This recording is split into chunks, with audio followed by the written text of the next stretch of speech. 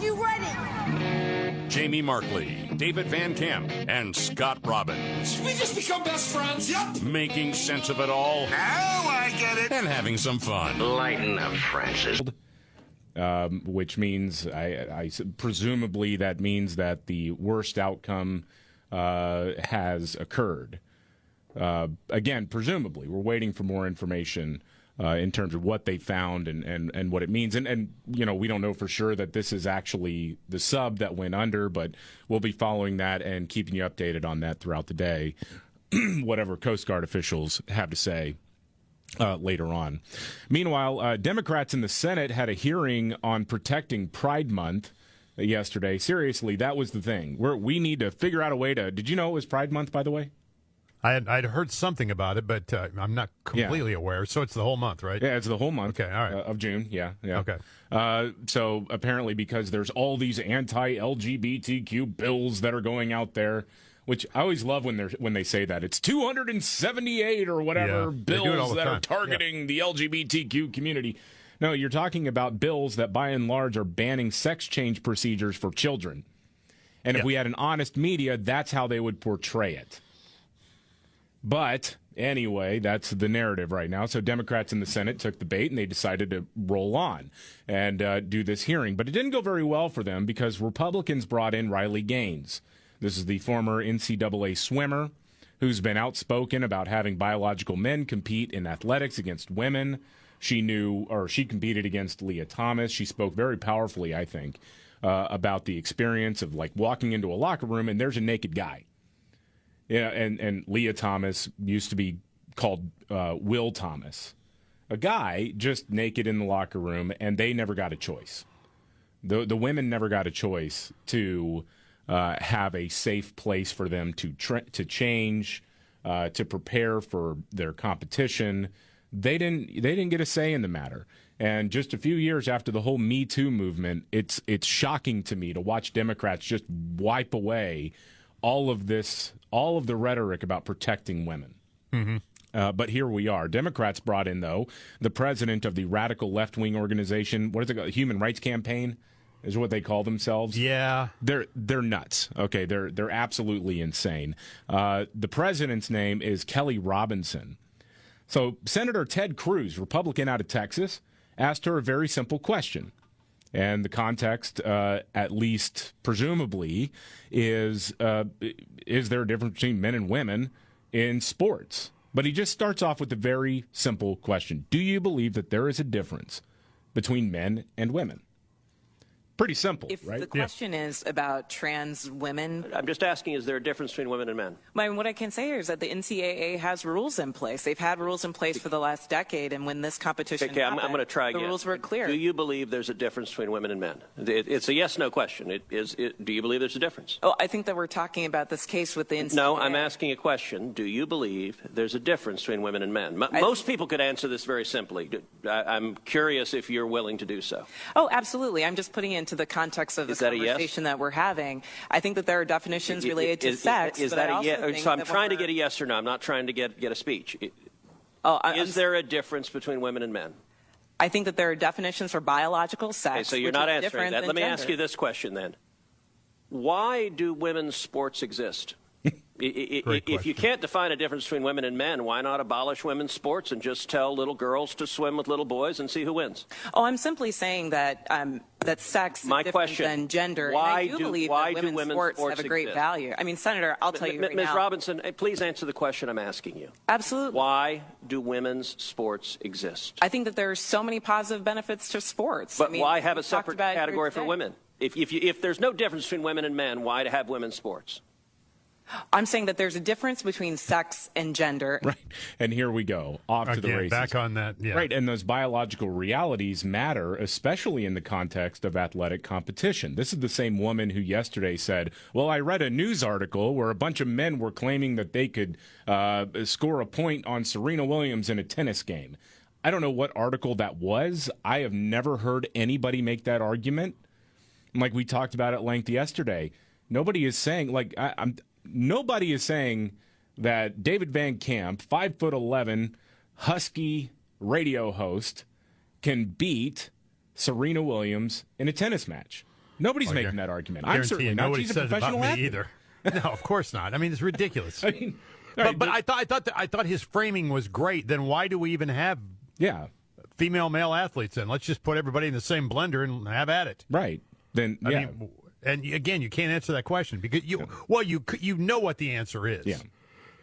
She knows what the answer is, Yeah. but you can't say it. Right. That's why they get caught up in sort of meticulous definitions, and they try to get so deep in the weeds that you just aren't following what they say anymore. That's their goal. That's the left-wing goal, especially with this gender ideology stuff, to try to throw terms and definitions at you and get you to ignore what you know instinctively, what anyone can know, what a kindergartner can understand about the differences between men and women. And they want to try to inject a social construct of this gender is different than sex and get everybody to convince themselves that what they're seeing isn't real.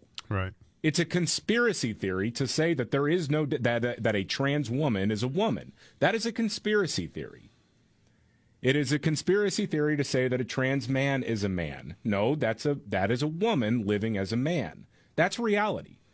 And if that hurts your feelings, I'm sorry. Get a better therapist. Mm-hmm. Because that's just the truth, okay? And it is frustrating, and you're right. I'm glad that Ted Cruz was able to frame it in the way of what's the point of having why do it divided by gender sports. If a man can one day be exactly the same as a woman, then what's the difference? Mm-hmm. Why does it matter at all? So we'll get to a few more audio clips from that testimony yesterday. Feel like you're banging the head against the wall. Yeah, kind of. Yeah. Meanwhile, far-left Representative Adam Schiff was formally censured by the House of Representatives for pushing the Russia collusion hoax. And the bad dinner theater was on display yesterday. You know, Adam Schiff, is out there saying, "I welcome your censure. It only makes me stronger." Right. All of this. Nobody ever actually argued whether or not what the Republicans put in this censure document was accurate. And all it said was, you lied about the Russian collusion stuff. You spent years going out there telling people in news media, telling people in Congress that this happened, that Trump colluded with the Russians to steal the 2016 election. And it wasn't true. Nobody actually fought back against those basic allegations and instead had the bad dinner theater, because after all, most Democrat lawmakers are just idiot theater kids. I mean, that's really what it comes down to. Here's a little montage of them defending Adam Schiff during the proceedings yesterday. Extreme MAGA Republicans are targeting Adam because he's everything they wish they could be. Will you be remembered as footnotes and foot soldiers in history's books that chronicle Donald Trump's corruption? Or will you be as decent as Adam Schiff? They've turned it into a puppet show. And you know what? The puppeteer, Donald Trump, is shining a light on the strings. You look miserable. Congressman Schiff protected us from fascism at home and abroad. What really gnaws on the majority, what really bothers them, is that Mr. Schiff was way better than anybody on their team. And he's way handsomer. And he's better at basketball. That clown. And they haven't beat him in foosball once this year. I mean, these people, man. And I'm kind of sitting here watching the whole censure thing happen, and I don't really care. It doesn't really amount to much, really. It's a symbolic move more than anything. It doesn't result in really anything. But I wasn't even going to be talking about it today until I saw all of these speeches, one after the other, that Adam Schiff was single-handedly protecting America from fascism at home and abroad, for that matter. It's almost as if, too, they had a little side bet going as to how many times people could say Donald Trump's name. Right. Golly. And I heard old drunken Nancy Pelosi on there. Yeah, Nancy Pelosi waddling up and stumbling up to the lectern. The puppeteer and puppet master, and you look pathetic. Blah, blah, blah, blah, blah. These guys. So at least there's some comic relief in there in the form of bad dinner theater. Yes, it is. Off and running on a Thursday. Oh, speaking of bad dinner theater, John Durham yesterday dismantled this idiot congressman, and I can't wait to get to this audio. You're going to want to hear it. That's coming up next and so much more. This is the Markley, Van Camp, and Robbins Show. The Markley, Van Camp, and Robbins Show. I'm David Van Camp. There is Scott Robbins. Jamie Markley is out today. Well, the news that was just breaking a few moments ago, a deep-sea robot found a debris field while searching for that sub that went missing while carrying 5 people to the wreckage of the Titanic. That's according to the U.S. Coast Guard. Experts evaluating the discovery right now by the remote-operated vehicle that was searching underwater. So I saw one expert saying that they'll be able to confirm by the end of today whether or not that's the sub that went missing. But it looks like that is the case. So it's not intact then. It's apparently exploded or imploded. I mean, there's a ton of pressure as you're going down to the that far down into the ocean. So. Yeah, we don't know, and they'll have to. The answer as to whether or not it is the sub that they've been looking for, that'll come today. What happened, we may never know. But I remember reading a couple of days ago, and we talked about it briefly on the show, that there were a lot of people who know how this stuff functions, who say more than likely it didn't just go missing. There was a catastrophic failure in the integrity of the sub itself, and so it was gone within an hour and a half of it initially going underwater. So it's weird to say that, but it's easier for my brain to operate under the assumption that it did implode. Yeah, that something happened to it, rather than 5 guys that just stopped breathing. No oxygen left and suffered greatly. I mean, there is some piece to that assessment if that is in fact true. Yeah, I mean, that's sort of like, out of all the bad options, that's the least bad. Right. That something happened and they immediately were killed by whatever went wrong in the sub, instead of sitting there, watching each other slowly suffocate. Yeah. That would be. You said it yesterday. That's hell on earth, man. Picture that. It's so sad. Meanwhile, John Durham, he's the guy who was investigating the corruption at the center of the Trump-Russia investigation. And, well, he found that top levels of federal law enforcement and the Obama White House knew that the Trump-Russia conspiracy theory was a hoax, but they pushed it anyway for political purposes. They sort of let this investigation go on. According to Durham, even the people who were investigating it and submitting applications for surveillance in the so-called FISA court, they were kept in the dark when it comes to the intel that everybody knew this was fake. But Democrats don't know what to do with this information because, well, they got caught. They got caught pulling off this massive scheme. I mean, you want to talk about an insurrection. Come on. And now they're just lashing out at John Durham. Steve Cohen. He's a Tennessee Democrat. He's an idiot. Okay, this is the guy that he wanted Bill Barr, the former Attorney General, to testify in front of the House of Representatives. Bill Barr said, go pound sand, and didn't show up. And so Steve Cohen brought in a ceramic chicken and a bucket of KFC. Oh, yeah. Saying, chicken bar. Bark, bark, bark, bark. I mean, the guy's a moron, all right? He got all emotional on John Durham, and I thought John Durham's response was incredible here. You have a good reputation. You had a good reputation. That's why the 2 Democrats supported you. But the longer you hold on to Mr. Barr and this report that Mr. Barr gave you as special counsel, your reputation will be damaged. As everybody's reputation who gets involved with Donald Trump is damaged, he's damaged goods. There's no good dealing with him because you will end up on the bottom of a pyre. I yield back the balance of my time. Yeah, my concern about my reputation is with the people who I respect and my family and my Lord. And I'm perfectly comfortable with my reputation with them, sir. Well said. God bless you. Back to the shallow end, all right? Yeah, get out of here. That's just get the hell out of my face, all right? This whole thing of you will wind up in the bottom of a pyre. Really? Really? Again, bad dinner theater. Yeah, it is. It is. It's just bad dinner theater. These are all actors, and they're all acting, and they're really bad at it. And it's what happens when you'll end up in the bottom of a pirate. This is what happens when you have complete dorks running the country. Yep. And people who are not that bright, but think they were because their parents were rich. It's bad. Yeah, it really is. I liked the way that John Durham handled that at the end. Meanwhile, on a lighter note, a physicians group in Georgia is putting up a billboard targeting the fans of the Macon Bacon. It's a collegiate summer league baseball team. I heard about this. They wrote a letter to the team's president. The Physicians Committee of Responsible Medicine's billboard is located on I-16 and asked fans to keep bacon off your plate.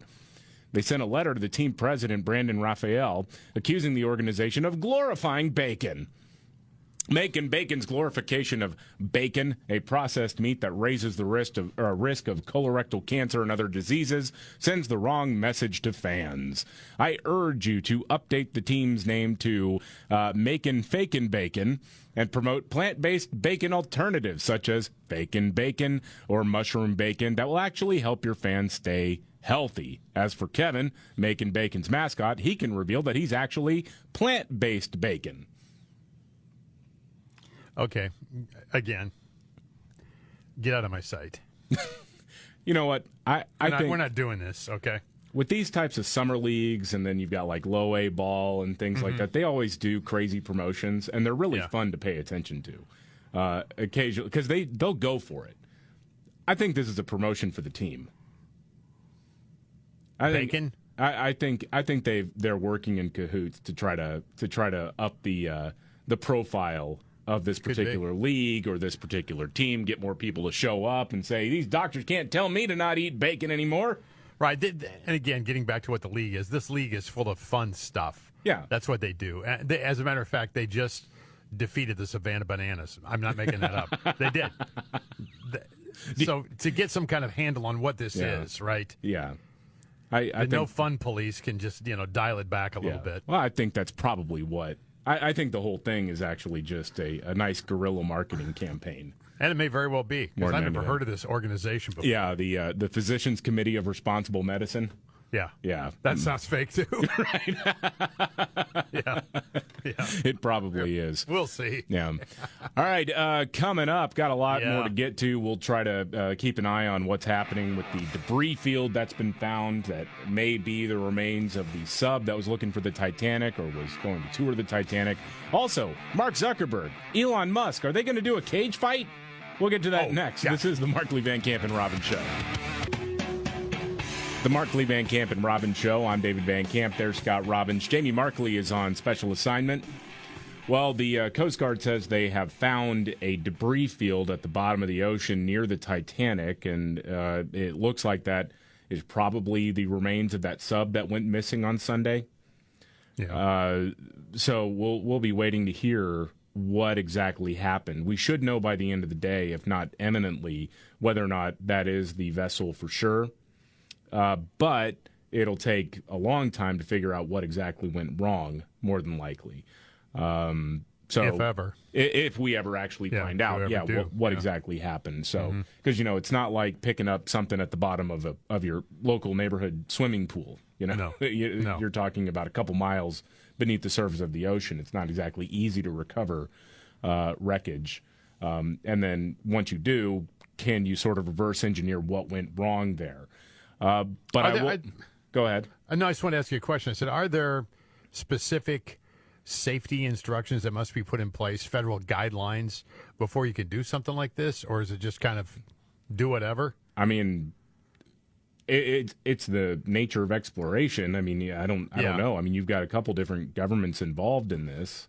I mean, to make sure the craft is safe. Yeah, I mean... Not to say you can't do it, but it's just a weird thing to me because everybody's saying that this thing was extremely unsafe. Yeah. All the experts are coming together saying the same thing right now.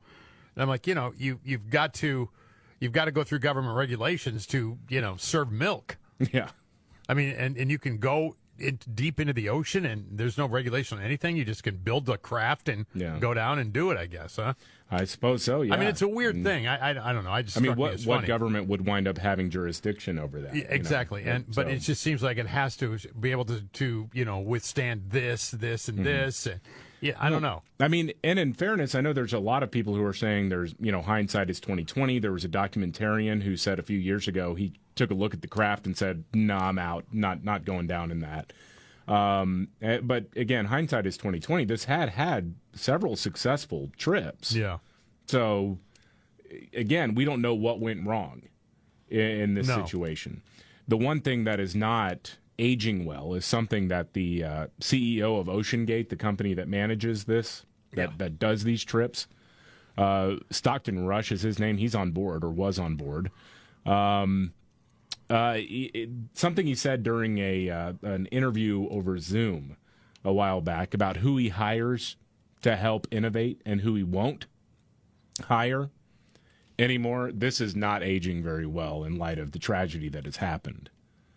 When I started the business, one of the things you'll find, there are other sub-operators out there, but they typically have gentlemen who are ex-military submariners, and you'll see a whole bunch of 50-year-old white guys.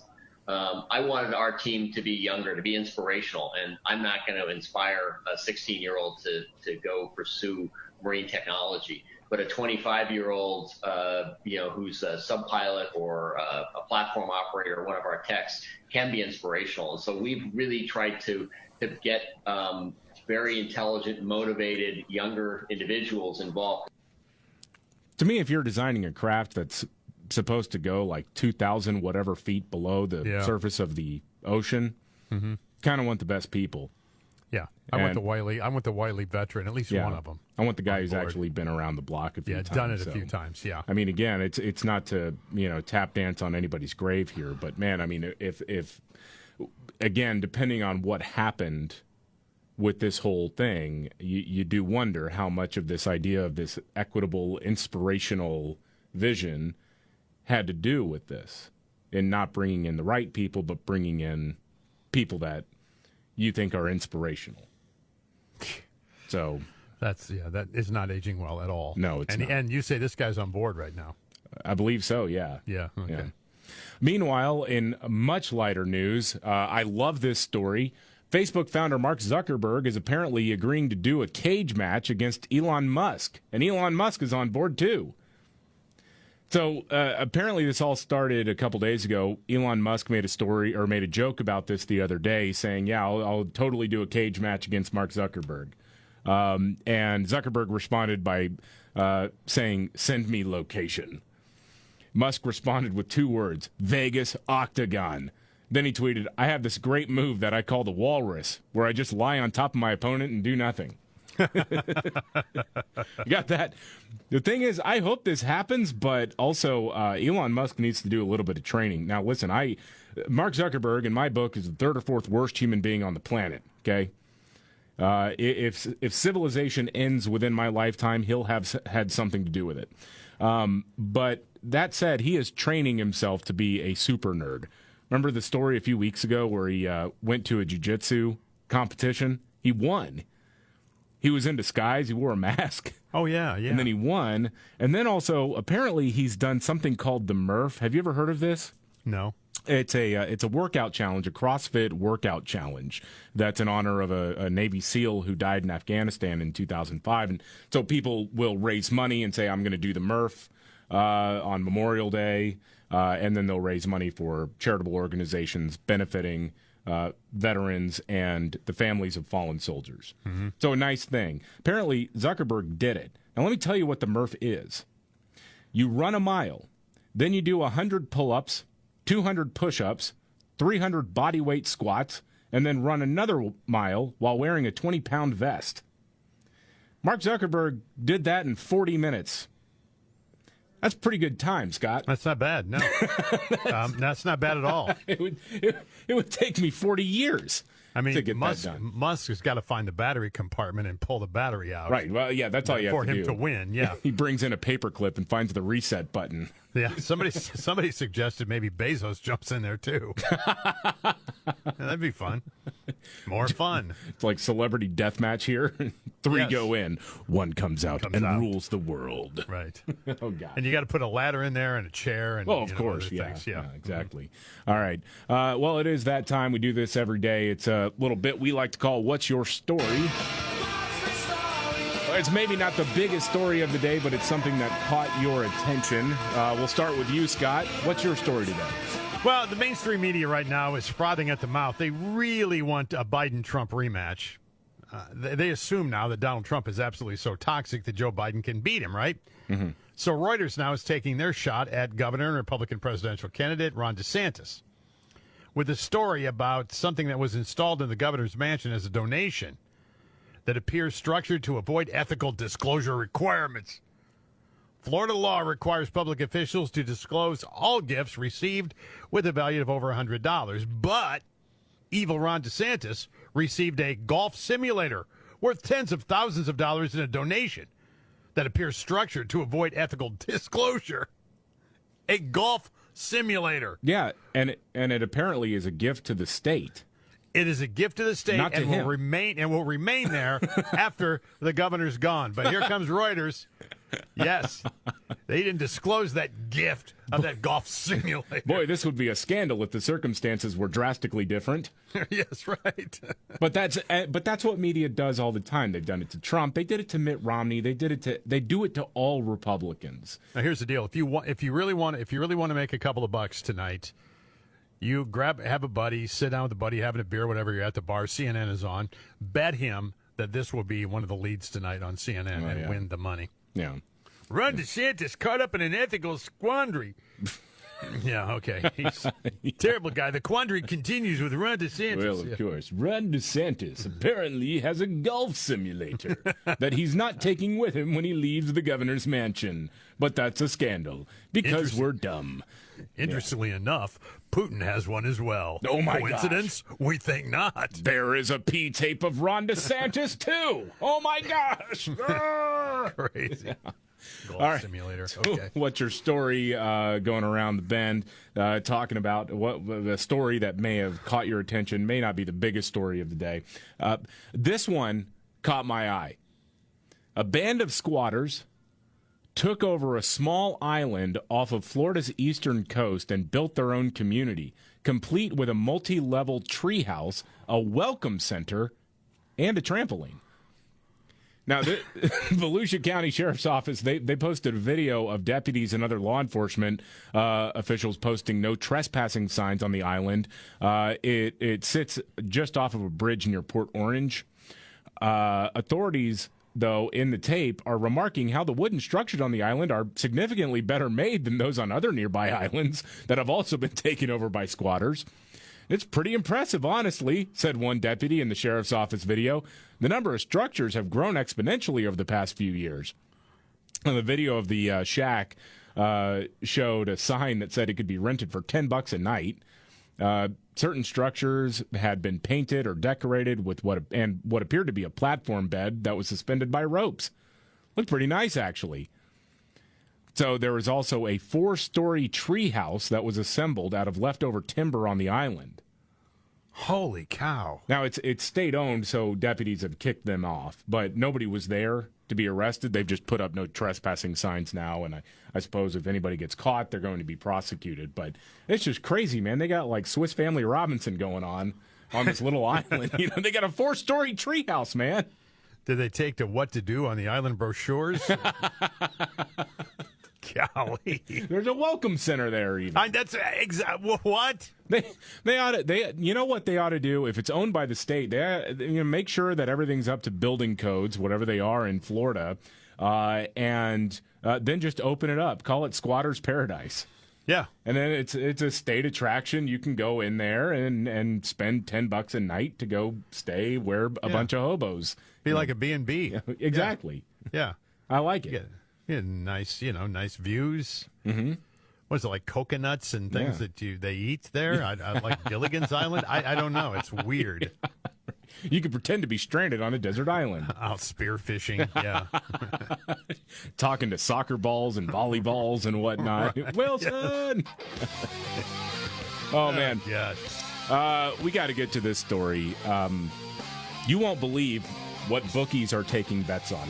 Oh, I know what this is. I couldn't believe it either. This is an incredible story. We'll get to it next.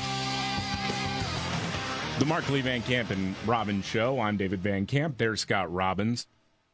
Jamie Markley is on special assignment today. Thank you, as always, for being here. This is incredible, man. So we talked a little bit about this hearing in the Senate yesterday where Democrats wanted to protect Pride Month and blah, blah, blah. And one of the people that Republicans brought in was a young lady named Riley Gaines, who was an NCAA star, swimming star, who has spoken out a lot about men competing against women because these men say that they're women. And I was thinking about this the other day. You bring up Riley Gaines. I was thinking about this the other day. We throw around the word courage a lot. Yeah. Certainly when it's not warranted. You talk about an act of courage. Riley Gaines. Yeah. Holy cow, man. Yeah, I mean, the beating she takes. Mm-hmm. Yeah, Nancy Armour with USA Today, sports columnist, weighed in on this whole thing, saying there is a growing cottage industry of women using transgender athletes to become right-wing media celebrities. Unbelievable. So knowing that there is a difference between men and women is right-wing now. Yeah. Okay. I mean, sure. No, I mean, what can you say about that? You're not allowed to disagree at all. No. You're not even allowed. Don't even bring it up. Mm. So, anyway. Yeah. But Riley Gaines took him to task, which was perfect. Well, and she responded, by the way, saying, "Right wing, I'd love to be interviewed by you, Nancy, anytime. You know where to find me, as does CNN, MSNBC, and every other left-leaning outlet that has failed to reach out and consider the perspective of those who are actually impacted by this." Yeah. They don't want to have the conversation because to them it's a religion. It is an absolute, not even a religion. I think I'd go even further. It's just a pure superstition. They just believe the conspiracy theory that men can magically become women and be exactly the same as women. Yes. And even when there is obvious evidence that that is not the case, they refuse to admit it, and they don't want to talk to anybody who may detract from what they believe, from their superstitious beliefs. And that's really what it comes down to. Meanwhile,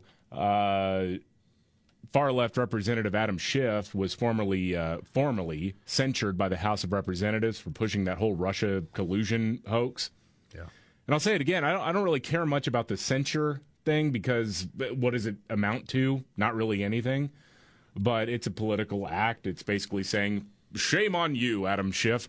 But the funniest part about it was how Democrats came out of the woodwork and had bad dinner theater on the House of the floor of Representatives. And it was embarrassing, even for some of these clowns. Here's Representative Eric Swalwell with a warning to Republicans. If you say it's bad to lie to the American people about a president being a Russian spy. Are you as indecent as Donald Trump? Will you be remembered as footnotes and foot soldiers in history's books that chronicle Donald Trump's corruption? Or will you be as decent as Adam Schiff? As decent as Adam Schiff. Swalwell. Uh-huh. All right. Okay. Yeah. All right, moving on from that. This is a fascinating story. Apparently now the Special Olympics has entered the world of sports betting. God, I thought this was a joke. For the first time in its in its 55-year history, viewers will be able to place bets on international sporting events.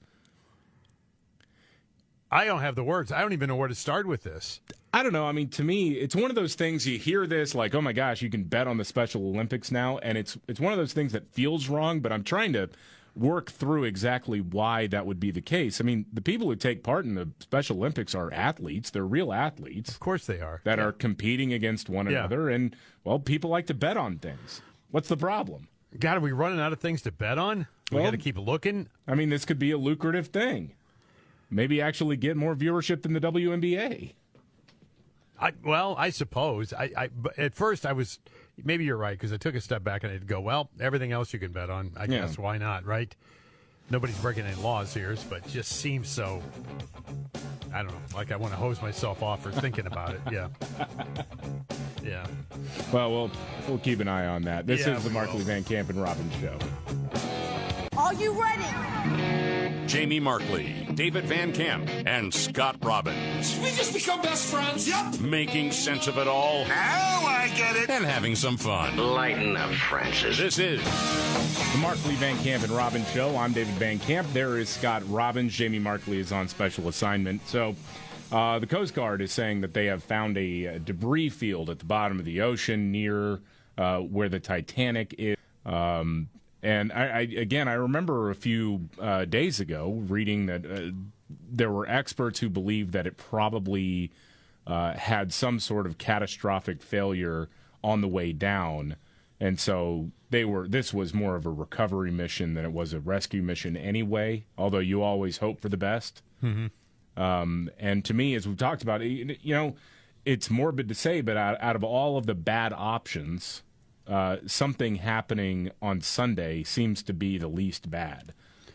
And I just think of that, like, which way would I rather go? Sub blows up and I am killed instantly, or I slowly suffocate in a 22-foot-long metal tube. It's the first one, honestly. I guess the word is the pressure of the ocean. Yeah. Dislodged it and basically it exploded. Crushed it. Yeah.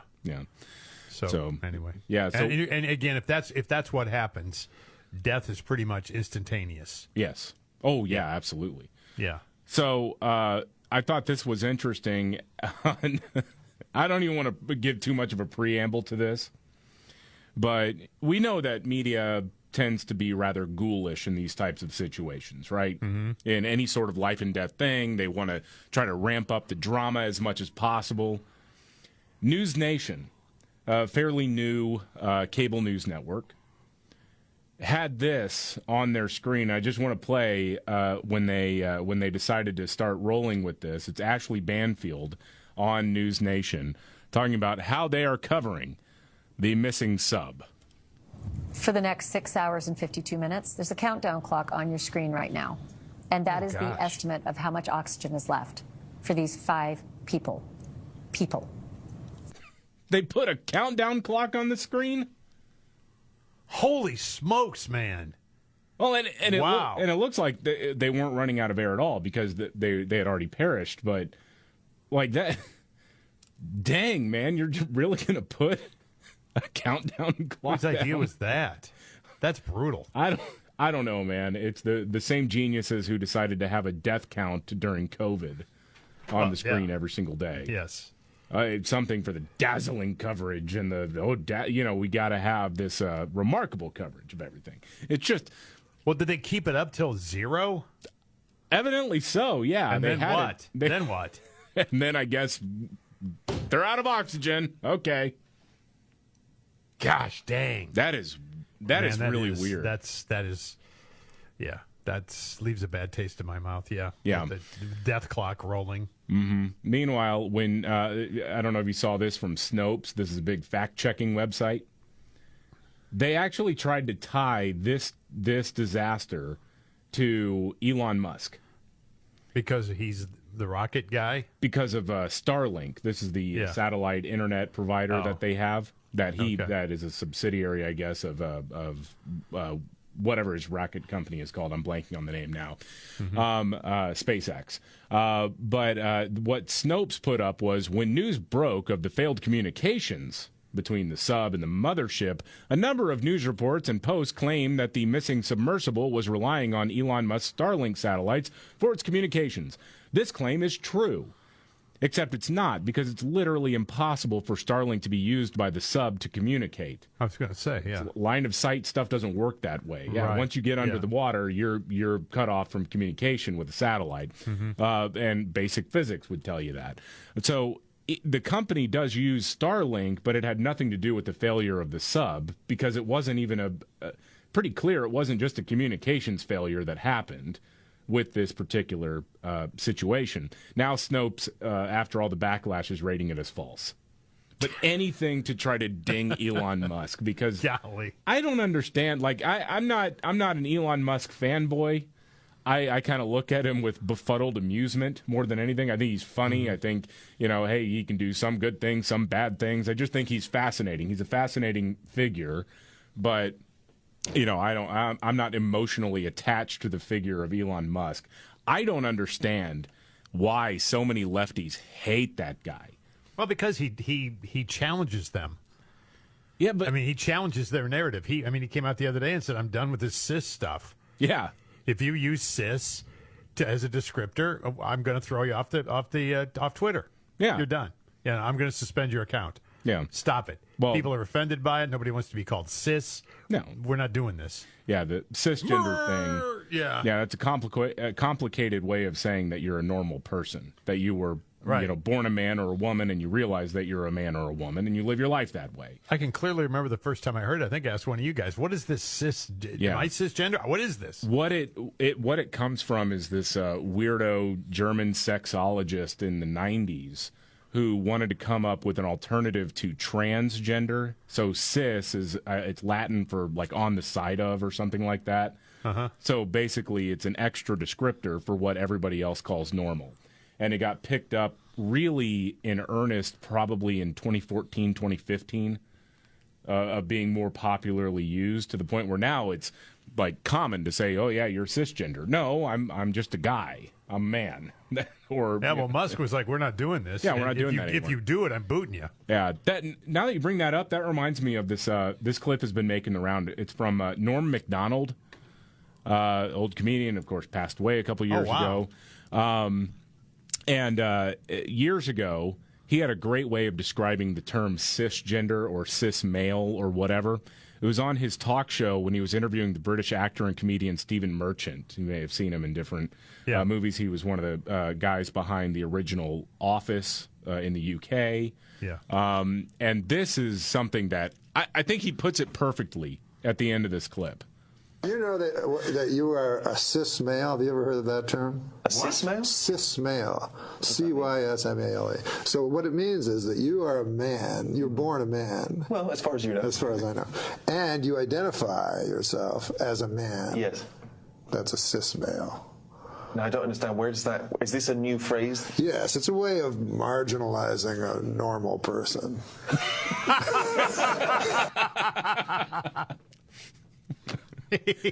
That's a perfect description for it. Yeah, way to marginalizing a normal person. I mean, yes. And to me, I disagree that it's a slur. I don't really see it as a slur. I see it as basically if you call anybody cisgender, I know to stay away from you because you're a moron. Yeah. I'd rather people be able to use it so I know who to avoid or who to take seriously and who not to take seriously. Yeah. I don't see it as a slur. I see it as incredibly stupid. But yeah, I mean, they did a poll, and the majority of the people felt like it was a slur. Now, I don't know if the majority of the people even knew what it meant or what it is, but they said, no, I don't want to be called cisgender, no. No, I'm just a man. It's ridiculous. Or a woman. Man or woman, yes, that's it. That's really all it comes. I think that's the frustrating thing about this entire conversation is it's asking 99.99% of the population to conform to 0.001% or 0.01% of the population. Oh, no question about that. I mean, it's like, no. Hold on a second. If you're a trans man, that's fine. We can call you a trans man because that's what you are. Yeah. That's okay. That's an appropriate label. But not everybody needs to change how they identify because you've got a mental illness. That's not how this works. Just because somebody else is an alcoholic doesn't mean that everybody else has to be dry. Right. Right. Yeah. That's never how society has worked. No. So you're the one that's different, and if you want to have a different descriptor for yourself, that's fine. I don't think any less of you necessarily. I don't, I think you have a right to exist, but at the same time, don't ask everybody else to conform to your mental illness. I got to tell you something. When I first heard cis, I thought it was like short for sissy, like they were kind of girly guys. Yeah, honestly, I didn't know. It's like, hey, man, what? What'd you call me? Yeah, easy. Yeah. Coming up, I do want to get. We don't have time right now. I want to get to London Breed, the mayor of San Francisco, saying like, hey, we're trying to fix climate change, not worrying about crime. Remarkable stuff. I saw this story though. Kevin Costner and his wife Christine are getting divorced. That was a big pop culture story that happened. Apparently, Christine wants $248,000 per month in child support for their 3 children. Holy smokes. 13, 14, and 16. But in the court documents, Christine says that's actually less than she needs to maintain the children in their accustomed lifestyle. $248,000 a month is less? That's less. Okay. But she also wants Kevin to pay 100% of their private school tuition, extracurricular activities, sports, and health care expenses. Holy cow. No mention of spousal support. She'll get that, too, if she wants it. Yeah. Golly, he already paid her $1 million, as stipulated in their prenup. Now, he agrees to also pay $38,000 a month in child support in addition to 100% of certain child-related costs. So he's paying $38,000 and she wants $248,000? I guess she's going to get the $248,000. Holy cow, man. Golly, and he's going to quit Yellowstone? He better stay on. Right, he better find something else. Pay that bill somehow, man. He's going to be driving Uber Eats. Hey, wait a minute. Smokes. Dropping off my Freebirds burrito or whatever. Hey, is that Kevin Costner? Yeah, man, times are tough. It's wild, man. All right, we'll get to what the mayor of San Francisco had to say about prioritizing climate change over crime. Also, more of, I think, probably the funniest audio of yesterday where Democrats were defending Adam Schiff. We'll get to that and much more. This is the Markley, Van Camp, and Robbins Show. The Markley, Van Camp, and Robbins Show. I'm David Van Camp. There's Scott Robbins. Jamie Markley is on special assignment. Thank you so much for being here with us today. This is unreal. So the governor of Florida, Ron DeSantis, he's campaigning for president, obviously. He went to San Francisco, and he filmed an ad talking about how far-left policies have destroyed once great cities. And you know, between San Francisco and Portland and portions of L.A., I mean, the West Coast up and down, and the Pacific Northwest up and down. Yeah, well, it like ground zero for these these types of conversations. This is what progressive ideology does. Exactly. It destroys cities. And he also talked about the blueprint he's using to improve these types of situations. Well, the mayor of San Francisco, London Breed, was asked about this on Fox 2 San Francisco, and says, well, not really much of a problem. But anyway, here's what London Breed had to say. Well, he's using the oldest playbook in politics to get attention, talking bad about what's wrong and not necessarily talking about solutions to fix it. In fact, Speaker Nancy Pelosi has been actively engaged in working with us in the federal government to help deal with these challenges. President Joe Biden was just here in San Francisco yesterday talking about climate change and artificial intelligence. And so, what does that have to do with the fact that there are people pooping all over the place? Yeah. Is that due to climate change? Is that? This Earth's become so hot that going to a bathroom is stuffy and. Well, it's the end of the world. Who cares? Just crap on the sidewalk, right? Whatever. Yeah, whatever. Yeah, that AI and climate change and whatnot. You can have those conversations if you want, but that's not exactly a solutions-driven process when you're dealing with rampant crime and drug abuse and homelessness in a city. I mean, when you've got malls closing down, hotels closing down, Walgreens, for crying out loud, closing down, you got a serious problem. And the thing is, DeSantis is actually providing, here's the solution to it. You pay cops to go and bust criminals. Yeah. That's part of it. This whole touchy-feely restorative justice and harm reduction, blah, blah, blah. It doesn't work. All it does is encourage people to stay on the streets and stay on drugs. I can't imagine, and I think about this all the time, but I can't imagine, and this goes into all these uber woke causes, if there was a history, or if there was something you could go back in and look at the spreadsheet and say, well, see, it works. This crime is way down. Look at this. I mean, our approach is really working. It's not anywhere. No. It's not anywhere. We're not selling more Bud Light. We're not going to Target more often. We're not doing any of this stuff anymore. Right. Again, if you could point to a success story based on that ideology, I'll listen. But until then, shut up. Yeah, there really isn't. There's Just shut up. A little bit more from the mayor of San Francisco. They're talking about solutions and how we move our country forward, but unfortunately in politics, the old playbook of focusing on the negative and targeting places like San Francisco have been, unfortunately, the norm. So we need to turn that around. Is what he's saying untrue, though? Well, I don't know, because I don't know what his experience was. You know, people are taking what they're seeing in videos and seeing in terms of a snapshot and elevating them. You got to love it when the news anchor, even in San Francisco, is going, yeah, but doesn't DeSantis kind of have a point? Right. Because I don't know if you realize this, but there was a CNN crew in town a couple months ago doing a story about car break-ins. And their gear got stolen out of the back of a car. Yeah, while they were doing the story. Yeah, and that's, you only highlight the bad stuff. You never talk about the good stuff. The good stuff, like what? Jeez. I mean, that's the thing. Then get rid of the bad stuff. Right. Well, quit having people pooping on the streets. Yeah, it's identifying a problem and actually wanting to do something about it. Yeah, but we can start there. Yeah, I mean, nobody wants to do anything. No, they don't. They just want to cry racism or sexism or whatever ism they can throw out there today. Yeah, and go from there because they don't want to ever admit that they have utterly failed.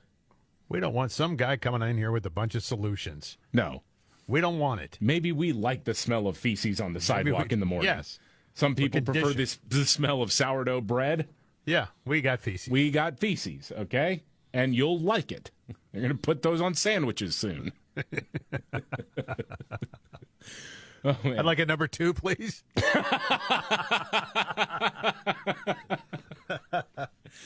Okay. Scientists are teaching AI to do stuff around the house, to do, the same way that we learn everything, apparently, by having AI technology watch YouTube. They show it how-to videos of 12 different tasks like opening drawers and then linked it to robots that replicated them. The goal is for everyone to have a robot made that can handle things. I thought that was kind of interesting because all of the DIY projects that I've ever done in either house I've owned, it started with a YouTube how-to video and then a lot of trips to Home Depot. This is the Markley, Van Camp, and Robbins Show. Biggest story of the day, I suppose leading the news, is the developing situation in the Atlantic Ocean, where the Coast Guard says that they have found a debris field that may be the sub that went missing on Sunday as it was going to survey the Titanic. So we'll bring you as many updates as we can get. There is somebody who knows, or I guess has worked with, OceanGate, the company, saying that does look like our gear from the photos that this person has seen. So it does look like that's the case, that it imploded or something happened and it sank. We'll bring you all the updates that we can on that. Also, you'll never guess who's at DHS now. This is incredible. We'll get to it next. The Markley, Van Camp, and Robbins Show. I'm David Van Camp. There is Scott Robbins. Jamie Markley is on special assignment. So I thought this was a joke when I first saw this.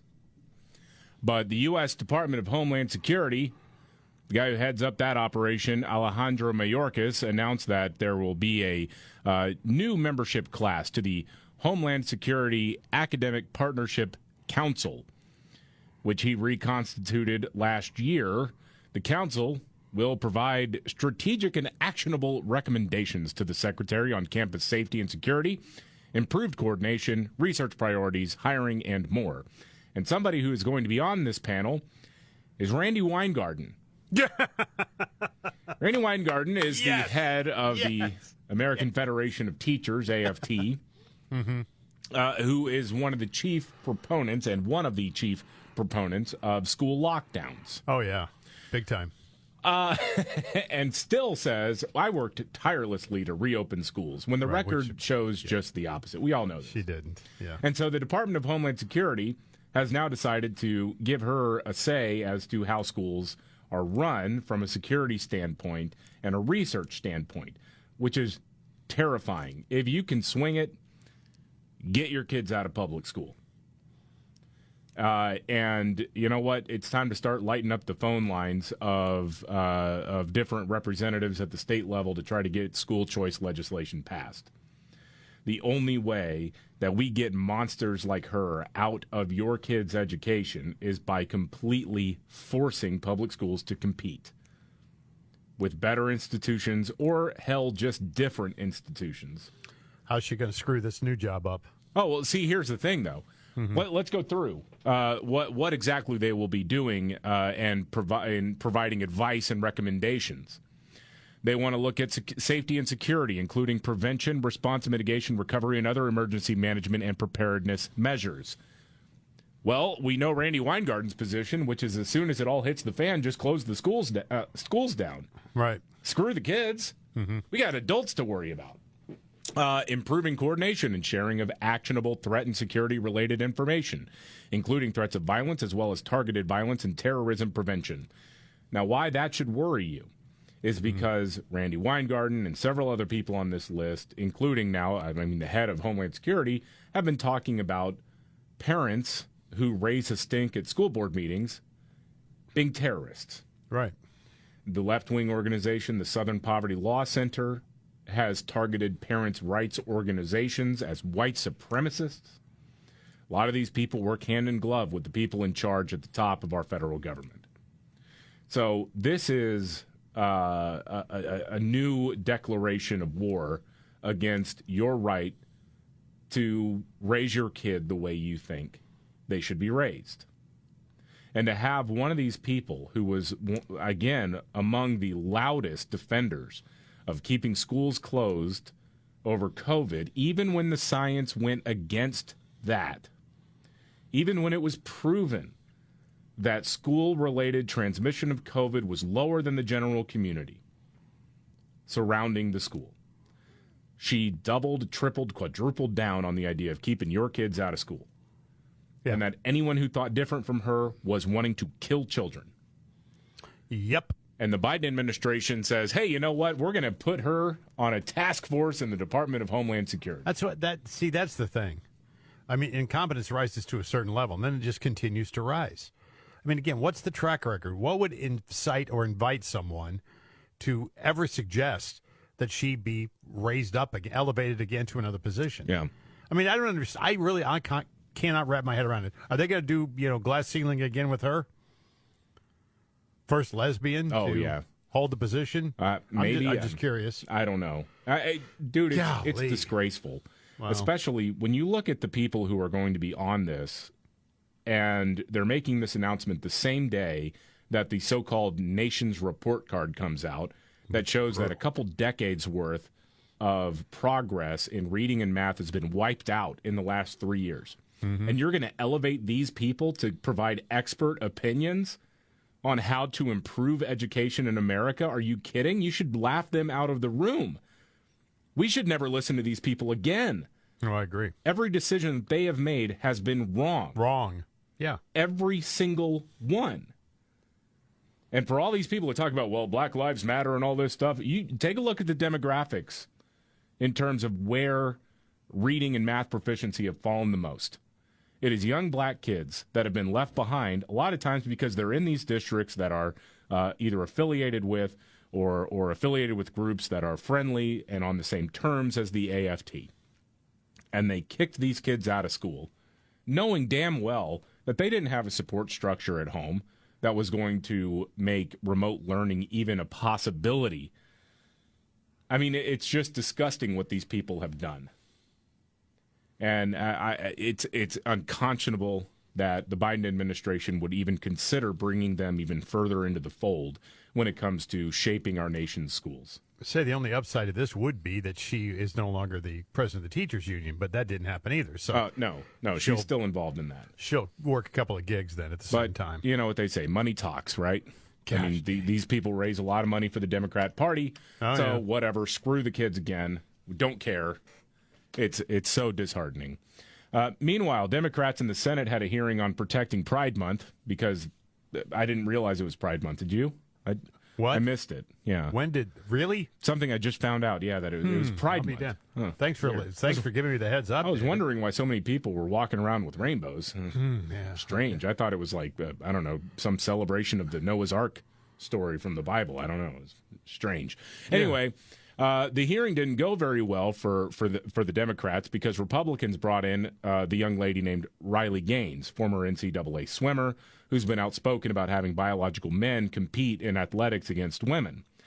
So Democrat Dick Durbin of Illinois, in his opening remarks, said something like, we're talking about what message are we sending to trans kids when we tell them that they can't compete in the sport of their choosing, and blah, blah, blah. Mm-hmm. And I thought Riley Gaines had something really important and powerful to say right back to Dick Durbin. Yeah. And here's what she said. It was so easy for them to dismiss our rights to privacy. Senator Durbin, in your opening statement, you had mentioned this rhetoric. It's you had mentioned that what message does it send to trans individuals? And my combat to that is, what message does this send to women, to young girls who are denied of these opportunities? So easily their rights to privacy and safety thrown out of the window to protect a small population, protect one group as long as they're happy. What about us? What about us? Yeah, what about us? Dick? The number of actual women in this country greatly exceeds the number of men who think they're women. And you have to respect the rights of actual women as well. And the way that she described it, when she walks into at the championship meet, she walked in the locker room and there's this Leah Thomas dude standing there naked, got the full wedding tackle and everything intact. Mm-hmm. You just see a naked dude sitting there in the locker room. Like, that's a shock. You didn't give them a choice. You didn't, and then they have to go and change in a janitor's closet because they're wrong, apparently, for feeling uncomfortable. Where are we? What is this? Well, yes, and she is very articulate and very smart. Yeah. And that old dope Dick Durbin, who just parrots talking points he's given to, he no more than believes the crap he churns out of his mouth than a man in the moon. Yeah. He doesn't believe that. Yeah. He's told to say it, and he says it. Keeps the company line. I mean, Riley Gaines was straight up factual and like, hey, and again, I always say this. If you have a daughter, if you have a granddaughter, a niece, any young woman in your life, any young woman you care about in your life, I got to ask you a question. Would you be okay with her walking into a locker room and having a 6'3" guy standing there naked? Would that be okay with you? As long as he says he's a female? I mean, if it really happened to you, it's not going to happen to Dick Durbin. Mm-hmm. You know, none of these things they advocate for are ever going to happen to them. But how do you feel about that?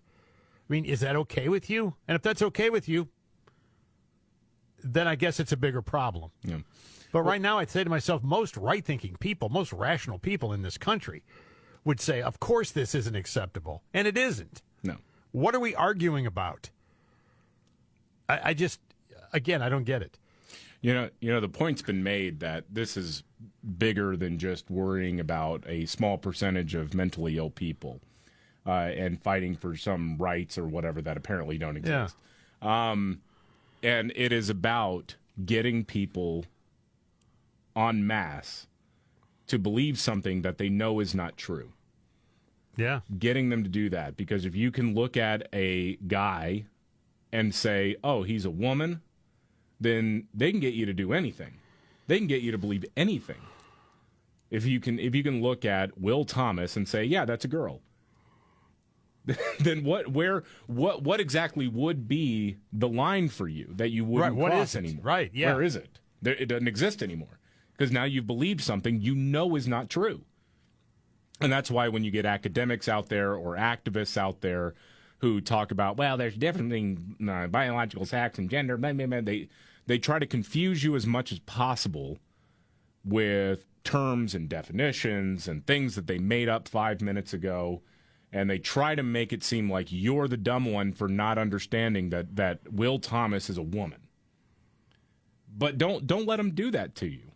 No. Because you know that they're wrong. They show you that they're wrong with the fact that they lash out every time they're proven to be wrong. Well, another thing I find amazing with all of this is there's not one adult that stood up and said, no, we can't do this. There's not one person that protected those girls. Not one. Not one who was in a position to it? do anything about it. No. Yeah. I mean, allow it to happen? I would like to talk to them. Yeah. So why did you do that? Everybody what was the falls motivation in line behind that? I don't get it. Again, if they can get you to believe a lie that you know is a lie, they can get you to do anything. You have a female athlete out there, very well-spoken female athlete by there, very smart person, who is arguing in the other direction, and she's making inroads, and that's why they hate her. Yeah. So anyway. Yeah.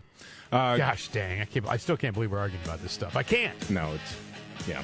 We'll try to lighten it up here in a few minutes. We'll have an update. This is not light, obviously, an update on the sub that apparently has been found. The wreckage of it has been found.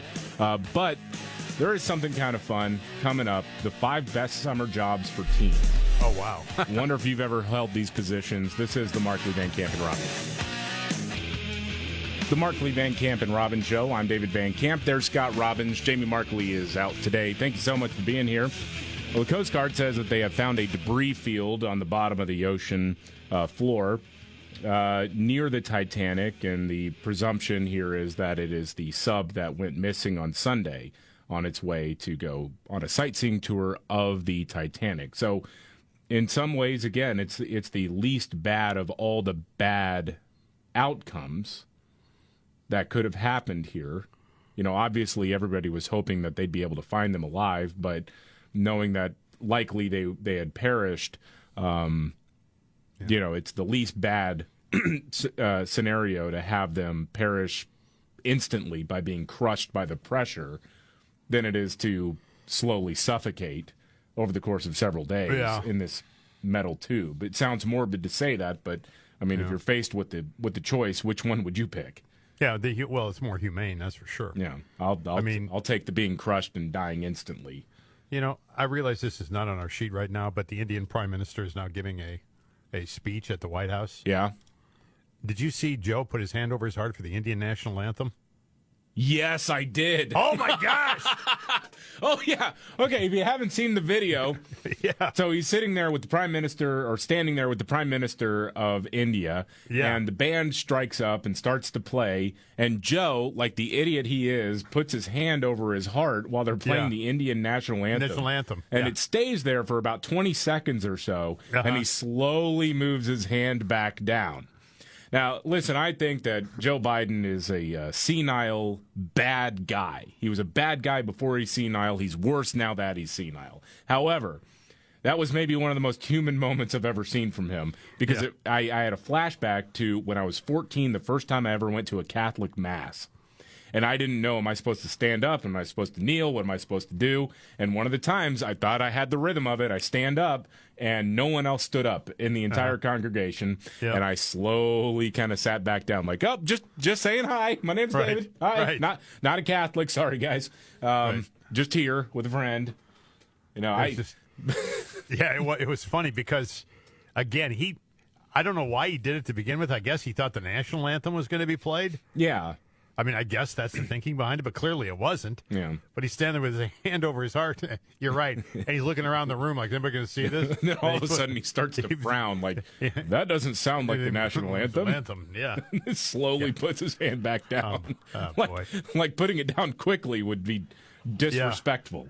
Yeah, he slowly did it. Out of respect to having his hand over his heart for the wrong anthem. Got it. Gee whiz. Oh, man. He gets confused easily. Yeah, I know. You know what they need to do with him when he's in a situation like that? They need to do like what they do in college football, where they hold up the big like poster boards with different emblems on them that indicates what play is coming up next. Oh, yeah. They need to do that with Joe Biden, like giant cue cards that say, okay, don't put your hand on your heart for the other country's national anthem. Okay, Joe? Don't turn around and try to shake hands with a ghost, Joe. All right? Don't do it. It's just it's become one of those things where you just expect it now. Right. You know? But just remember, Scott, it's a stutter. Okay, I got it. It's a stutter. Right. Okay, sure. I like this story. A little lighter note here. Someone went through every list they could find where experts weighed in on the best summer jobs for teens. Top 5. The number 1 was camp counselor. Never done it, but okay. I've been a camp counselor. You make new friends, you do all the activities, you learn leadership skills. It's good. It's good if you get the right situation. Babysitter, a lot of people have done that, just around the neighborhood, of course. A tutor, you can go and teach kids. And hopefully, learning leadership skills, how to take care of somebody else as well. Dog walker. Yeah. And mowing lawns. Boy, mowing lawns. A lot of mowing lawns when I was a kid. baling hay or walking beans on there, detasseling corn, huh? No. Nobody from the Midwest was in that one. Yeah, right. This is the Markley, Van Camp, and Robbins Show. Are you ready? Jamie Markley, David Van Camp, and Scott Robbins. We just become best friends. Yep. Making sense of it all. Now I get it. And having some fun. Lighten up, Francis. This is the Markley Van... I'm David Van Camp. There is Scott Robbins. Jamie Markley is on special assignment. Thank you, as always, for being here. Well, the sad news that we are getting right now about that sub that went missing on its way to go see the Titanic is it looks like they have found a debris field, and they think that it's probably the sub that went missing, indicating that it got crushed on the way down. There was a problem with the pressure equalization, or whatever the technical term is for that.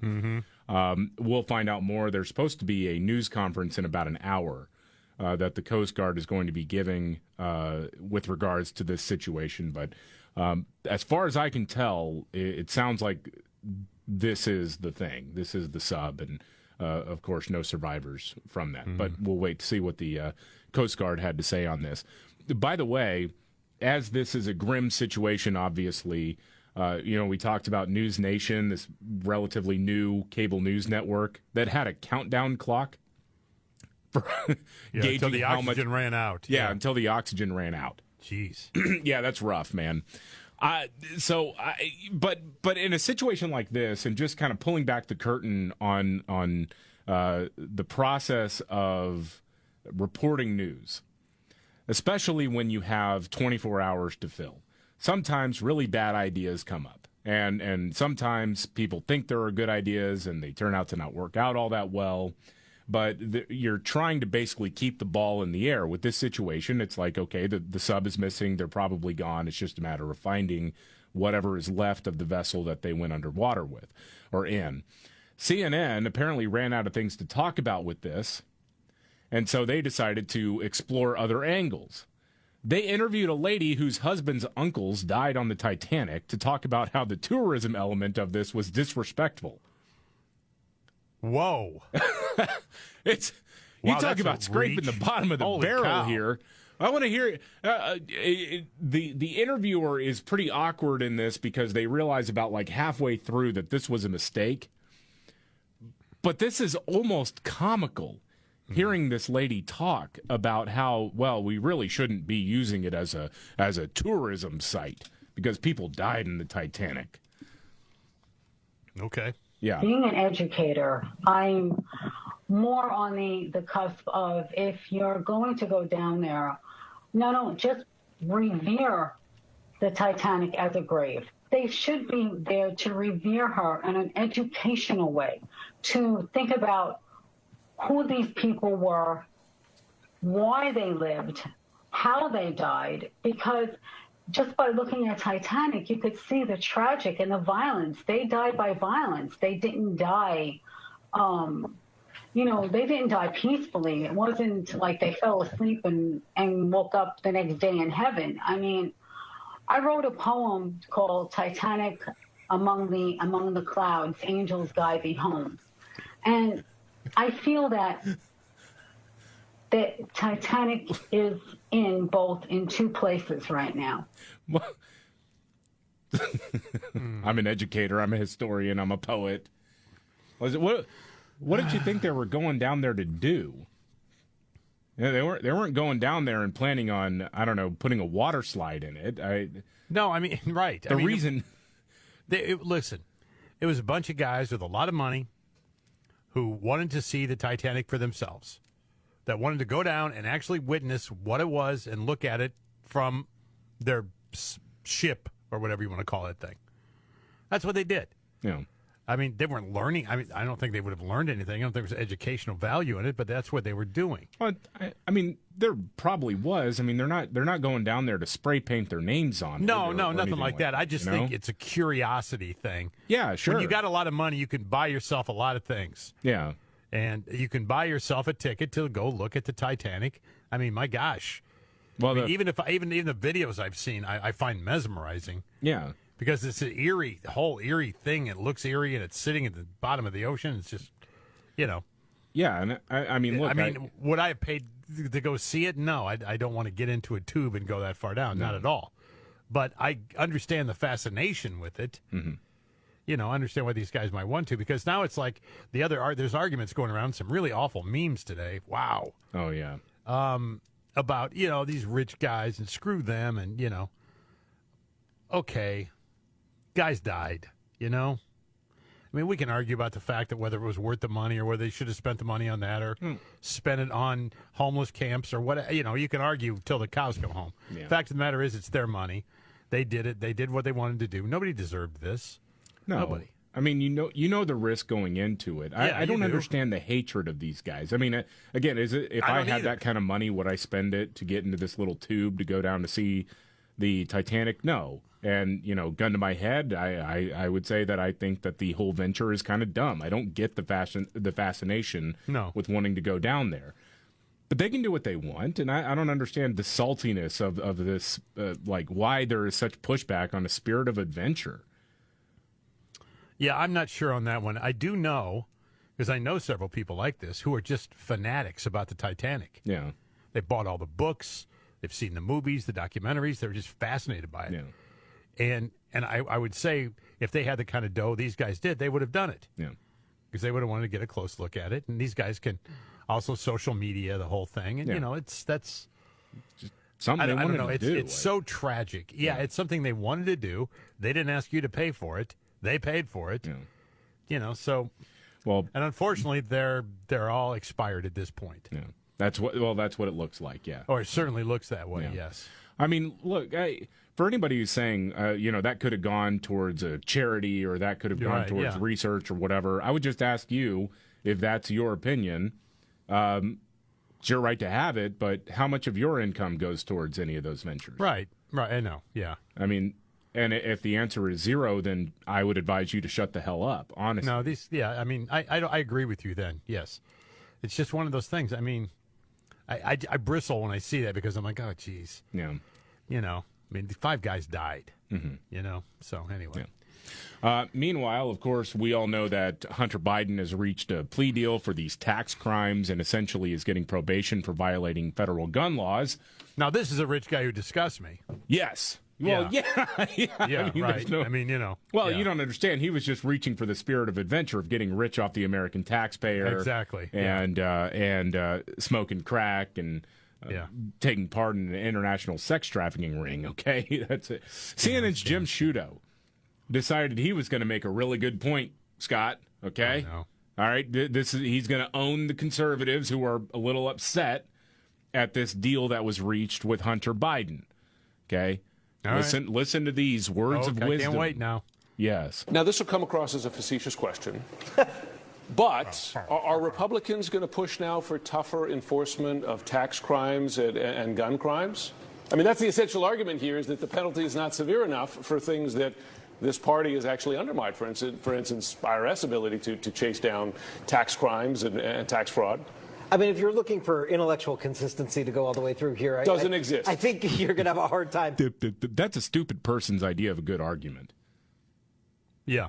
I mean, what conservative is actually out there saying that a multimillionaire who cheats on his taxes should be able to get away with it? Part of the reason why Republicans have pushed back so hard about the whole, whatever it was, 80,000 new IRS agents is because part of the new tax rules involves $600 of income if you did some side work that you have to report now legally.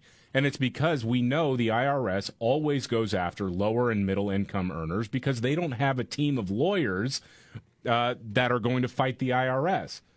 So the IRS has to make their quotas. They have to do their thing to try to catch tax cheats, and the low-hanging fruit is always the person who doesn't have unlimited resources to defend themselves. Nobody's sitting here saying, oh, yeah, well, we should make sure that multimillionaires cheat on their taxes. Nobody's arguing for that. No. And nobody's arguing for not enforcing current gun laws. In fact, most of the arguments, and I've said this before, when you want to talk about getting tough on gun violence, let's start by enforcing the laws we already have on the books before we start talking about banning pistol braces. No, I 100% agree. And so now liberals who are all about the gun control are saying, well, that gun crime wasn't all that big of a deal. Well, then why is it a law? Well, yeah, and I think conservatives are all in favor of keeping guns out of the hands of drug addicts. Right. Well, I don't think anybody's in favor of that, Yeah. you know. I mean, it's just, that's a stupid person's idea of a good argument, but that's pretty much the MO of CNN in general. I mean, think about their audience. What they have left, they probably are not all that bright. So dumb. Yeah. Can't see through the years and years of being lied to by CNN. Yep. They're just bad. They're just bad at what they do. I'm just shocked there's that many people willing to fly the Hunter Biden flag. No kidding. I mean, I can't believe it. I mean... It is. I mean, that offer up the pushback, you know? Yeah, crazy. It's remarkable.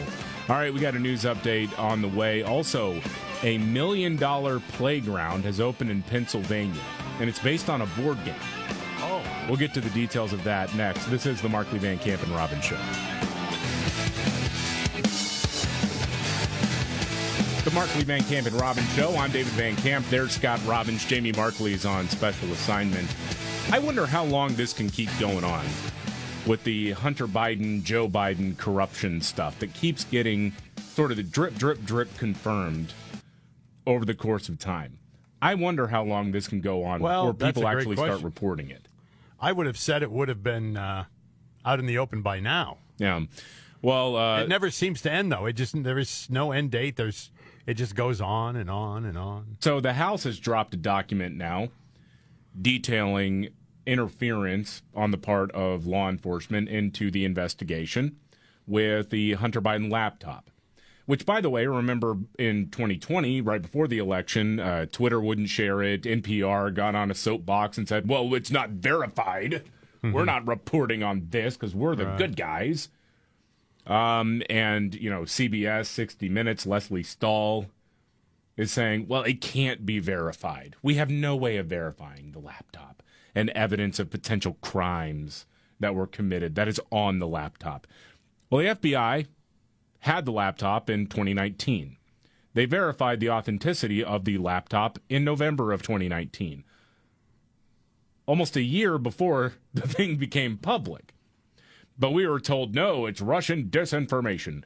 You know what was one of the things that has been obtained is a WhatsApp message from Hunter Biden to a business partner named Henry Zhao. This is July 30th, 2017. And Hunter Biden writes to Henry Zhao, I am sitting here with my father, and we would like to understand why the commitment made has not been fulfilled.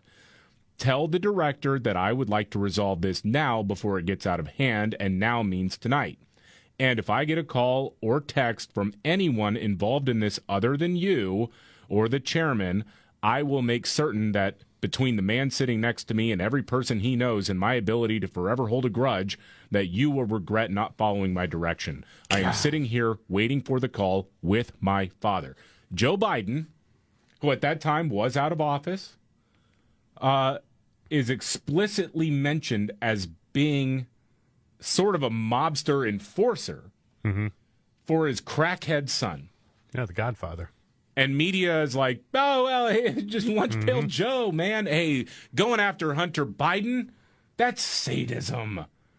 That's a personal attack on Joe Biden. They're making fun of him because his son is a crackhead. Now, I would like somebody to ask Joe Biden, I would like him to answer to the best of his ability these days, what exactly was Hunter referring to there? When his son was saying, hey, my dad's sitting right here.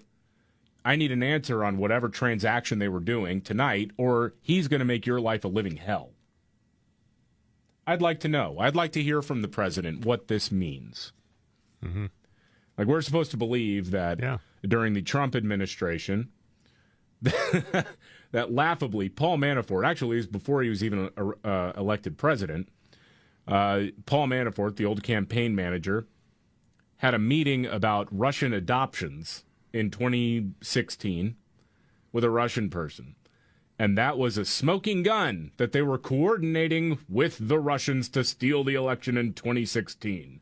And Democrats seriously think that you're too dumb to realize that that's a bigger deal than what we have in black and white in front of us.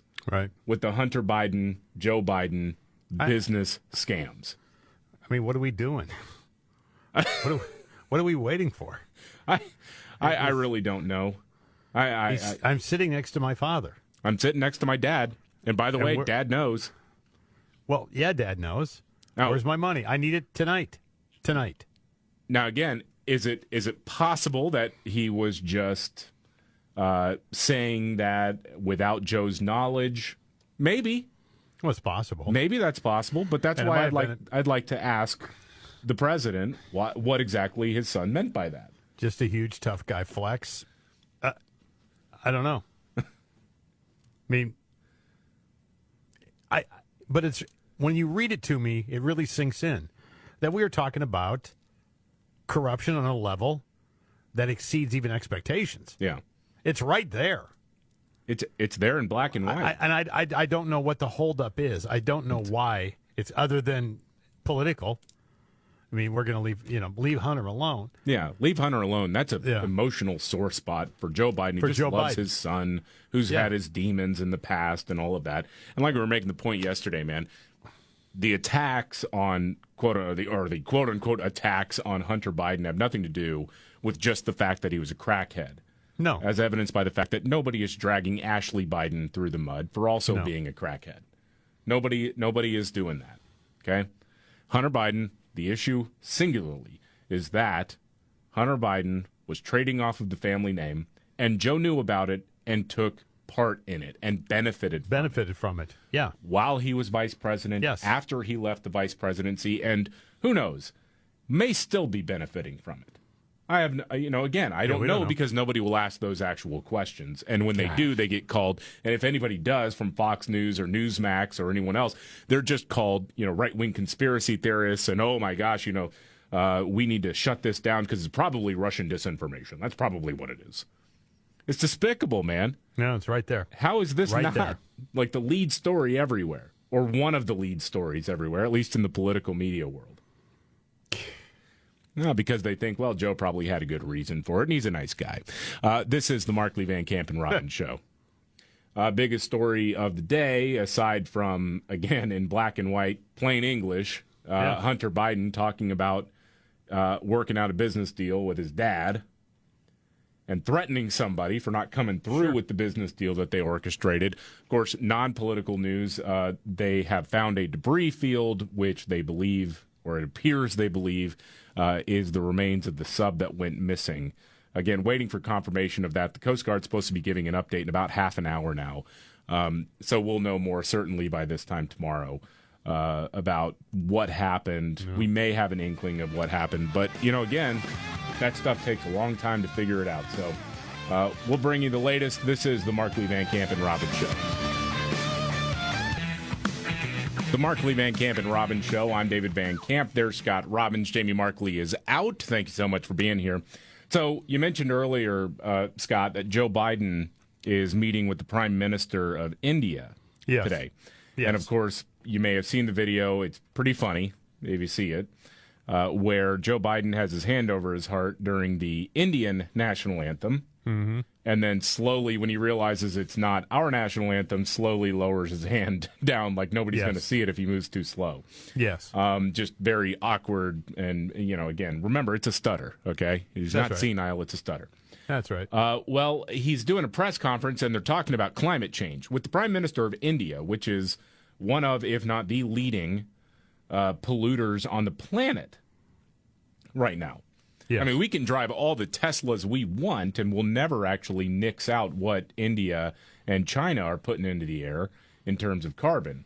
So anyway, the Prime Minister of India is defending his actions on climate change, and then Joe Biden says, hold my Bud Light. I'm going to go ahead and take the kick for climate change on behalf of the United States of America. Here is the President of the United States. We have caused damage in the United States the way we've developed over the last 300 years. And that's why I was able to convince my colleagues in the Congress to pass legislation, the largest climate fund ever in American and the world history, $369 billion. $369 billion to deal with the climate crisis. And we're doing it extensively now, and I think you're going to see significant progress. So yeah, we've done a lot, and that's why we passed this gigantic green energy bill that we called the Inflation Reduction Act. Which I'm stunned by that number. $369 billion. Yeah, and wouldn't you know it, a lot of people involved in the Biden administration and the crafting of this bill happen to benefit from investments in green technology financially. Wow. Including the Energy Secretary, Jennifer Granholm. Now that, of course, has not been making a lot of headline news, but that's been percolating for a couple of years now that she's got stock in several companies that are benefiting from federal subsidies to create more electric vehicles and windmills and whatnot. Gosh. But yeah, let's all right. Standing shoulder to shoulder. It's incredible. Standing shoulder to shoulder with the Prime Minister of India. and then apologizing for America polluting the world. This guy. It's one thing after the other. We do have another update from Joe Biden about trains. Remember, he said that there was going to be a train. Are we back on this again? Went across the Indian Ocean. Indian I think. Ocean. A large. Yeah. Let me play American this and clip world here. history. Oh, where is it playing $369 here? billion. $369 billion. We get it, Joe. Okay, here we go. Moving ourselves into having railway to go all the way across the southern two-thirds, from the Atlantic Ocean to the Indian Ocean in Africa. We're let's review that game film again. Yeah, I kind of had some monkey buttons going on here. Hold on. Moving ourselves into having railway to go all the way across the southern two-thirds, from the Atlantic Ocean to the Indian Ocean in Africa. So we're going. I'm figuring this out. From the Atlantic Ocean, I guess, across the Indian Ocean again. Yeah. To hitting Africa. I'm assuming that they're talking about building a rail system in across India itself to go around. Because I don't think putting a train track across the Indian Ocean is a great idea.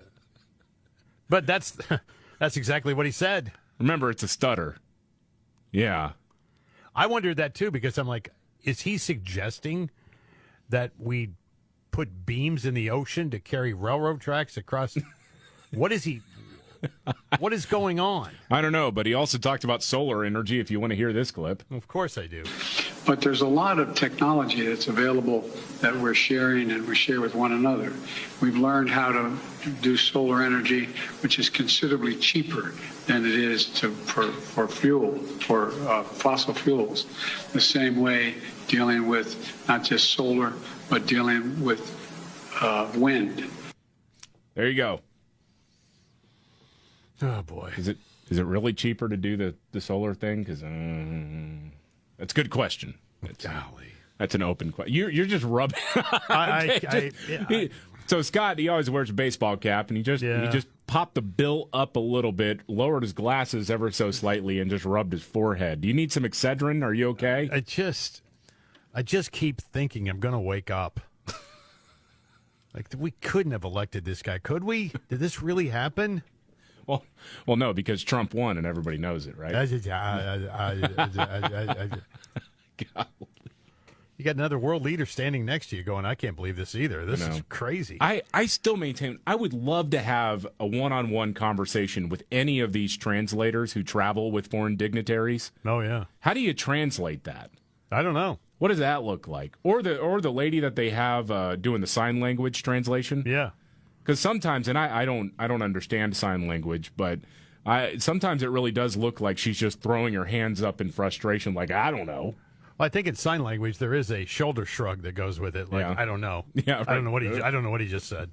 I don't know how to say true and dashed under depression. Under pressure. Yeah, I have no idea. I have no idea. All right. You ready for your big trifecta, yeah, Scott? Let's go. All right, let's do it. Are you ready? 1, 2, buckle my shoe on. It's the 3 most important news stories of the day. I hit the trifecta. Well, at least according to Scott Robbins. It's the trifecta on the Markley, Van Camp, and Robbins Show. All right, it's the trifecta, top 3 stories of the day, according to Scott Robbins. And usually we have Casey Kasem along, but he vacations with Jamie Markley for some reason. Golf. Well, he's playing golf. They got a threesome. All right. Yep. All right, we so we count them down 3 to 1. Number 3, gay bars are banning Bud Light. Gay bar in Minneapolis, Minnesota has surprisingly joined the boycott against Bud Light. Well, hang on. It's not for the reason you think, by the way. The New York Post is reporting that the Minneapolis gay bar, known as the Saloon, has replaced all of their Anheuser-Busch products, which include Bud Light, with beers from local breweries because they feel the company has, quote, abandoned, post quote, the queer community in the wave of the backlash. Yeah. Bud Light's got to be going, what do we have to do? Oh, yeah, don't chase off your main customer base. They hate us for doing it. They hate us for not doing it. What is going on? Anyway, Bud Light teaming up with the Dylan Mulvaney thing. You guys saw the ad campaign. And any sort of deviation or backpedaling at all, perceived or not, from these activists, they're gonna turn on you. Oh, yeah. And they did. Well, that's one of the reasons why I think for a lot of companies, unless you are specifically advertising to the gay community, there is no win in partnering or trying to celebrate the fringy activist side of the alphabet mafia. Because, I mean, if you just make Bud Light, right? You just take Bud Light, for example. Gay people drink Bud Light. Sure. Straight people drink Bud Light. Yes. You got to also put into the equation here that there are more straight people than there are gay people, and there are certainly more straight people than there are the radical activist class among all gay people. So it doesn't make any sense if that's not your primary target audience. It makes no sense to sort of celebrate the weirdos in the community. And I'm not talking about just, regular people who happen to be gay. I'm talking about the people like Dylan Mulvaney, the freak shows. Right. Yeah. Like, you partner with them, and as soon as you respond to your core audience, that crowd leaves you too. Well, and you've heard the argument made before of no-win situations. Yeah. This is no-win situation. They pushed back on it. Stock prices dropped like crazy. They can't give this stuff away. Then all of a sudden they say, well, maybe we made a mistake without admitting they made a mistake. They fire the people involved in it, and they start to backpedal a little bit, and all of a sudden they're like, hey, you didn't stand by it. Yeah. We're done with you. Right. So, man, I'll tell you. There you go. There you go. Dance with it. You got it. Yep. All right, it's the trifecta top 3 stories of the day, according to Scott Robbins. Number 2, Joe Biden's threatening to bomb Americans again. That's crazy. Joe Biden's at a fundraiser, California. Last night, he appeared to go off script yet again. I'm sure his handlers were sent into a panic by them preparing for damage control right away. He reiterated his support. He's done this before for a ban on assault weapons, specifically calling out the AR-15s. That's not unusual for Biden, and it's one of his standard talking points. But then he seemed to be in the mood to elaborate a bit, went off script. He spoke about how he loves these guys who talk about the Second Amendment, the Tree of Liberty, etc. He went on to say that if you AR-15 guy, you want to go against the government, well, you better bring your F-16 because I'm bringing them. Well, if nothing else, that's an argument for me to go buy an F-16. Yeah. I mean, add this to the list of things you never, ever wanted to hear your president say. Yeah. Stand by the Second Amendment. I'm going to come. I'm going to send an F-16 for you. Yeah, I'm going to bomb you. Unbelievable. Dude. Well, I mean, that's what that threat really is to say, well, we're going to bomb you, which makes me want to go buy another gun, like, right now. Yeah. Like, it's like, okay, so you are actually planning on attacking America. It sounds like now's the time that we need the Second Amendment more than any other time in American history. Well, more people are owning firearms than ever before in American history. Very true. And there's a damn good reason for that, yes. All right, It is the trifecta top 3 stories of the day, according to Scott Robbins. Down to number 1, an Indiana state senator is making a fool out of themselves. Yeah, this guy's an unknown backbencher, too, but a ridiculous a-hole of himself. He went on Twitter, very upset about an organization called Moms for Liberty using a Hitler quote in their newsletter.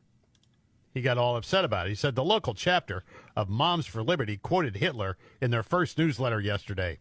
I am absolutely outraged and know that the vast majority of community members feel the same. There is, in caps, no place for hate in our home. Our community and kids deserve better. Now, this was an ad for Moms for Liberty, the parent brigade, parent advocacy group. In this issue, they list Liberty Lessons, Parents Win, Have You Heard? They also say Moms for Liberty will not be intimidated by hate groups. And here's the quote he's talking about. He alone who owns the youth gains the future. Adolf Hitler said that. They used it in the ad. They're not promoting Adolf Hitler, you dope. No. Yeah, I mean, it's warning against the rise of fascism. That's exactly. I mean, it's pretty obvious that's exactly what it is. And he looks at that and goes, they're quoting Adolf Hitler.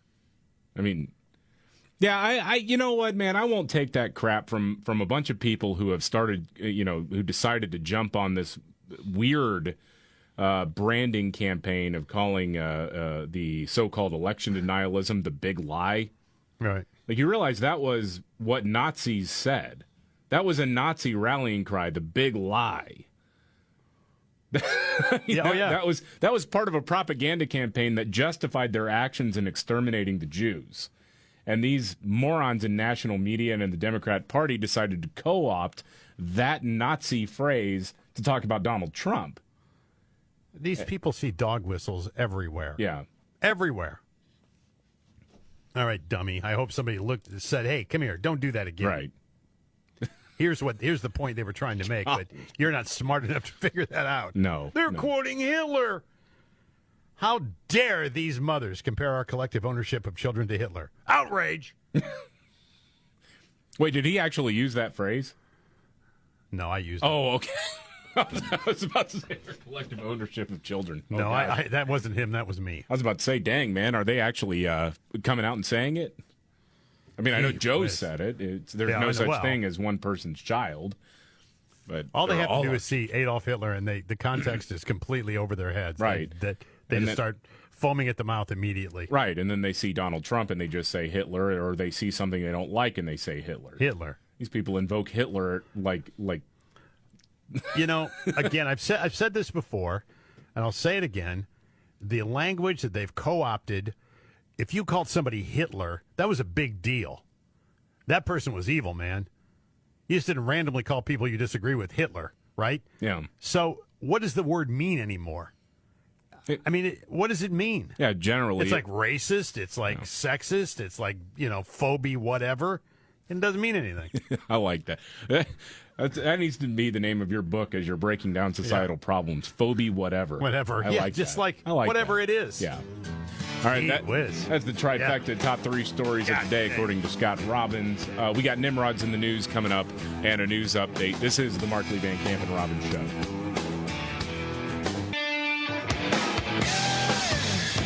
The Markley, Van Camp, and Robbins Show. I'm David Van Camp. There's Scott Robbins, Jamie Markley on special assignment. Sad news, not unexpected. The Coast Guard has confirmed that the wreckage that they found at the bottom of the ocean was from the sub that went to go check out the Titanic. Ocean Gate, which operated the submersible that was touring the Titanic, put out, we believe that all the passengers aboard are dead. And so a tragic ending. Again, not all that, surprising, unfortunately, but we'll wait to see what else the Coast Guard has to say. They should be speaking here momentarily if they're not already taken to the podium to answer some questions. So I think everybody was holding out hope. Yeah, you're holding out hope, but every hour that went by, it got dimmer and dimmer, and you're like, okay. So we'll be waiting to see what conclusions they've reached so far, what the preliminary investigation is revealing in terms of what happened to the submersible. I got to believe that if they're finding wreckage, then it imploded. I mean, it couldn't. There was something wrong with how the submersible was pressurized, and just got crushed like a soda can. I mean, it's horrible. So, we'll be following those updates, and we'll be bringing you the latest as soon as we hear what the latest details are here. All right, let's try to lighten the mood just a little bit. It is time for Nimrod's in the News. Nimrods. When the going gets tough. Damn it, this is too hard. The dumb get dumber. All right, Ian. It's Nimrod's in the News on the Markley, Van Camp, and Robbins Show. I love the poorly educated. So a 46-year-old dude in Florida got busted shoplifting at Target. His name is David Romero. He paid for some groceries, but there were a few items he got from the pharmacy he didn't pay for. Cops found him, arrested him. They caught him with, condoms, personal lubricant, and several enhancement products. And as they're putting him in the cop car, something fell out of his pants. Yeah, it was a pink vibrator. And they sell those at Target, by the way. Had a big weekend coming up, completely ruined. It hit the ground and got turned on, too. So you can see it buzzing around.